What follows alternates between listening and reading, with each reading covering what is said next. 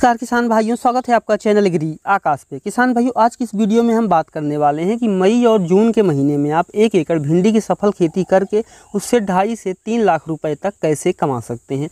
तो इस वीडियो में मुख्यतः हम 7 पॉइंट पे चर्चा करने वाले हैं, जैसे भिंडी के लिए खेत की तैयारी, हाइब्रिड किस्में, बीज दर और उपचार, बुआई का सही तरीका, खाद प्रबंधन, सिंचाई और खरपतवार नियंत्रण, कीट और रोग नियंत्रण। तो पूरी जानकारी सही विधि से समझने के लिए इस वीडियो को आप पूरा देखिएगा। चैनल पर पहली बार आए हैं, चैनल को सब्सक्राइब कर लीजिएगा, क्योंकि यहाँ पर मैं आपके लिए खेती बाड़ी से जुड़ी हुई ऐसी ही महत्वपूर्ण वीडियो बनाता रहता हूँ। तो चलिए शुरू करते हैं। किसान भाइयों, सबसे पहले बात करते हैं खेत की तैयारी की। अगर मैं बात करूँ कौन सी मिट्टी में खेती कर सकते हैं, तो अगर आपके पास रेतीली मिट्टी और चिकनी मिट्टी है तो वो इसके लिए सबसे अच्छी मानी जाती है। तो मिट्टी का पीएच मान है वो 6 से 6.5 का बीच हो तो बहुत अच्छी बात है।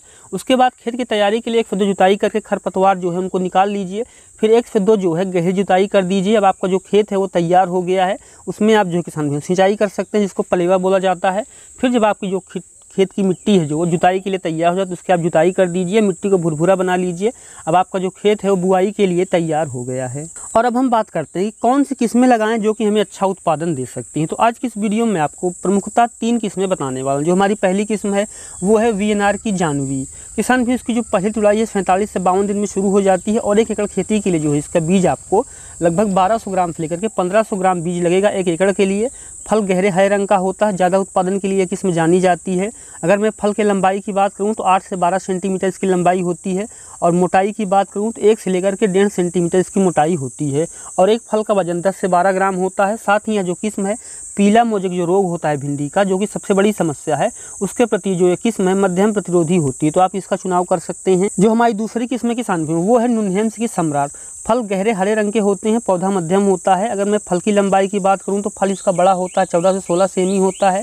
रोगों के प्रति यह किस्म रोग प्रतिरोधी होती है। 50 से 52 दिन में पहला उत्पादन इसका शुरू हो जाता है और ज़्यादा उत्पादन के लिए ये किस्में भी जो है वो जानी जाती है। जो हमारी तीसरी और आखिरी किस्म किसान भी वो है एडवांटा की राधिका। हर वायरस के प्रति जो है किस्म रोग प्रतिरोधी होती है और 50 दिन में उत्पादन शुरू हो जाता है। ज़्यादा उत्पादन के लिए ये किस्म भी जानी जाती है और किसान भाइयों के बीच जो है किस्म है वो काफ़ी ज़्यादा पॉपुलर है, तो आप इसका भी चुनाव कर सकते हैं। या फिर जो किस्म आपके एरिया में अच्छा उत्पादन देती हो, अनुभवी किसान भाइयों से सलाह लेकर के आप उस बीज का भी चुनाव कर सकते हैं। और अब हम बात करते हैं बीज उपचार की। देखिए, अगर बीज उपचार नहीं करेंगे तो बाद में आपको जो है वो समस्याएं आ सकती है, तो बीज उपचार बहुत ही जरूरी है। 1 एकड़ खेती के लिए सबसे पहले अगर बात करूँ कितना बीज लेगा किसान भाइयों, तो 1 एकड़ खेती के लिए जो है किसान भाइयों अगर आपका बीज हाइब्रिड है तो लगभग आपको 2 किलो बीज की ज़रूरत पड़ेगी। और अब बात करते हैं बीज उपचार की। सबसे पहले बीज को 24 घंटे के लिए पानी में भिगो दीजिए, इससे जो अंकुरण की क्षमता है वो बढ़ जाती है। फिर मिट्टी में तमाम तरह के फनफूद पैदा हो जाते हैं, उनको जो फनफूद है उनसे बचाने के लिए आप जो बीज है उसको कार्बेंडाजिम से उपचारित कीजिए। फिर उसको किसान भाइयों छाया में सुखा दीजिए, फिर उससे आप बुआई कर सकते हैं। और कई जगह देखा जाता है कि कई तरह के रोग और समस्याएं आ जाती हैं, तो उनसे बचने के लिए आपको लेना है इमिडाक्लोरोपिड 5 ग्राम और 1 किलो बीज के हिसाब से इसको उपचारित करना है, छाया में सुखाना है। उसके बाद जो है आप बुआई कर सकते हैं। और अब बात आती है कि बुआई का सही तरीका क्या है। देखिए, गर्मी के समय में अगर आप बुआई कर रहे हैं तो आपको पौधे से पौधे की दूरी कितनी रखनी है। देखिए, यूँ तो अलग अलग किस्मों के अनुसार अलग अलग बुआई की जाती है, लेकिन लाइन से लाइन की दूरी 45 सेंटीमीटर और पौधे से पौधे की दूरी अगर आप 15 से 20 सेंटीमीटर रखेंगे तो ये अच्छा होता है। और 1 से 2 सेंटीमीटर की गहराई में बीज को बोएं, ना तो इससे ज़्यादा बोएं और ना ही इससे कम। और अब बात आती है कि हम कौन सी खाद डालें और खाद का शेड्यूल क्या चलाएं। किसान भाई, ये काफ़ी महत्वपूर्ण चीज़ है, तो ध्यान से आप सुनिएगा। देखिए, बुआई के समय 1 एकड़ में आप 50 किलो DAP और 30 से 35 किलो यूरिया और 35 से 40 किलो तक आप यहाँ पोटाश लेकर के बुआई कर सकते हैं। अच्छे पैदावार के लिए बुआई के 10 से 15 दिन बाद NPK 19-19-19 लेना है। 1 किलो ले सकते हैं। 2 फिल्टर पानी मिलाकर के स्प्रे कर दीजिए, क्योंकि इसमें नाइट्रोजन, फास्फोरस और पोटेशियम तीनों बराबर मात्रा में होता है, तो पौधे को तेज़ी से विकास देता है। साथ ही अच्छे फूल और फल के लिए जो है आपको जब फूल निकलने से पहले जो है किसान भाइयों 052-34 लेना है और इसको 1 किलो को 2 फिल्टर पानी मिला करके इसका स्प्रे करना है। इसका स्प्रे आपको 2 बार करना है, पहला फूल निकलने से पहले और दूसरा फल बनने के समय करना है। साथ ही जब फूल बन रहे हों तो उस समय अगर आप किसान भाइयों पोटेशियम नाइट्रेट यानी 13-045 का स्प्रे करेंगे 1 किलो को लेकर के 2 फिल्टर पानी मिला करके, तब आप देखेंगे कि आपके फूल भी ज़्यादा आएंगे। और अगर आप ये चीज़ नहीं करेंगे तो आपका जो उत्पादन है वो भी घट सकता है। इसके अलावा किसान भाइयों जैसे ही 35 से 40 दिन की अवस्था में भिंडी आ रही हो तो 30 से 35 किलो यूरिया में 500 ग्राम सूक्ष्म पोषक तत्व मिला करके अगर आप डालेंगे तब आपका जो पौधा है वो तेज़ी से विकास करेगा। अब बात आती है सिंचाई की। देखिए भिंडी में गर्मी के समय पे आपको जल्दी सिंचाई करनी होती है। एक सिंचाई से जो दूसरे सिंचाई की दूरी है वो मिट्टी के हिसाब से होता है। गर्मी में 4 से 5 दिन, बरसात में 10 से 12 दिन। बरसात हो रही तो सिंचाई ना कीजिए। और खरपतवार की अगर मैं बात करूँ किसान भाइयों, तो पहली बार जब आप निराई गुड़ाई कर रहे हो ना, 20 से 25 दिन की अवस्था पे निराई गुड़ाई कर दीजिए। दूसरी बार जो है 40 से 45 दिन पे कर दीजिए। इसके बाद जो है कि निराई गुड़ाई की ज़रूरत नहीं पड़ती है।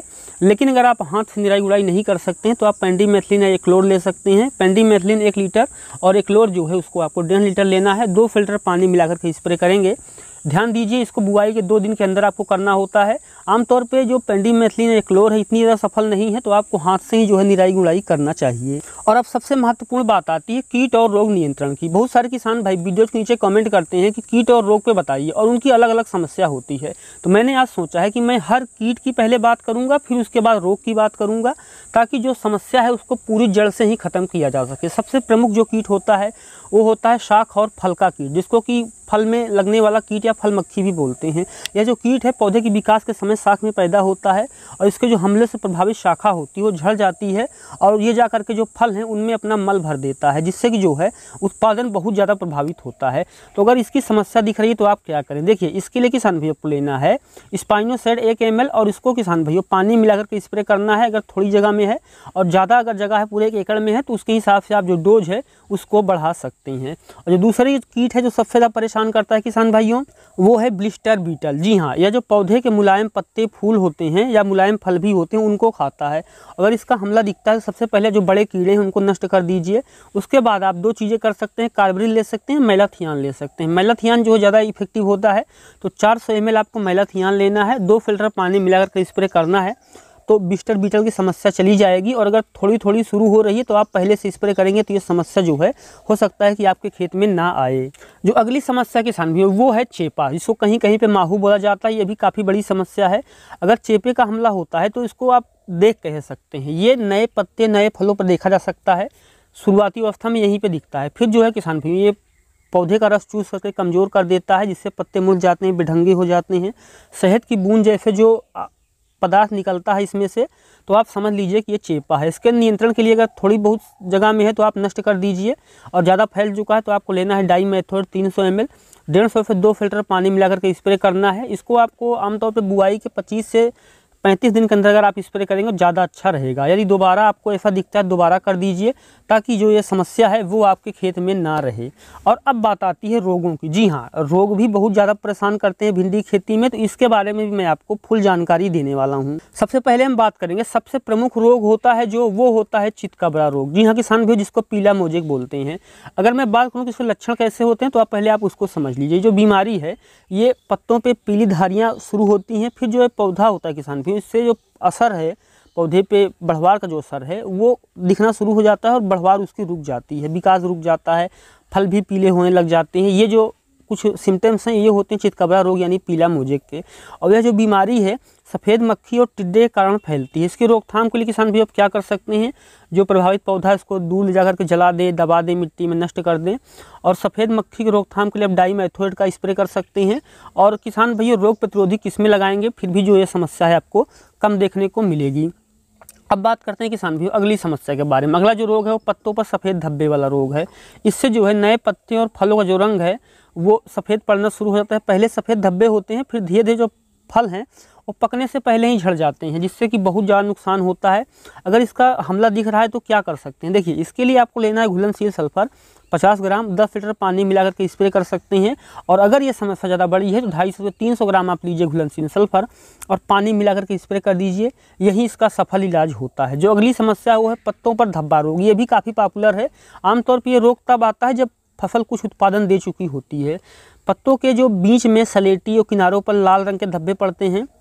गंभीर हमले की स्थिति में जो पत्ते हैं वो झड़ने शुरू हो जाते हैं।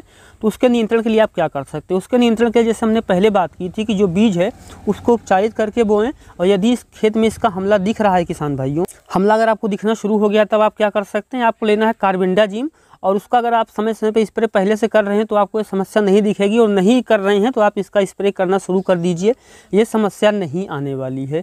जो अगली प्रमुख समस्या है वो है जड़ गलन। जी हाँ, जड़ गलन जो है बहुत प्रमुख समस्या है। इससे जो है प्रभावित जो जड़ें होती हैं, पत्ते होते हैं, वो ख़राब होने शुरू हो जाते हैं और पौधा मर जाता है। जड़ गलन से जो पौधा है पूरा का पूरा ख़राब हो जाता है। इसके किस कारण से होता है पहले उसको समझेंगे, फिर हम उपचार पे आएंगे। देखिए, एक ही फसल को अगर आप बार बार खेत में लगाएंगे तो इस तरह की समस्याएं आएंगी, चाहे वो भिंडी हो, कोई सी फसल हो। अगर एक ही खेत में आप बार बार लगा रहे हैं ना, तब आपको इस तरह की जो समस्या है वो आमतौर पे देखने को मिलेगी।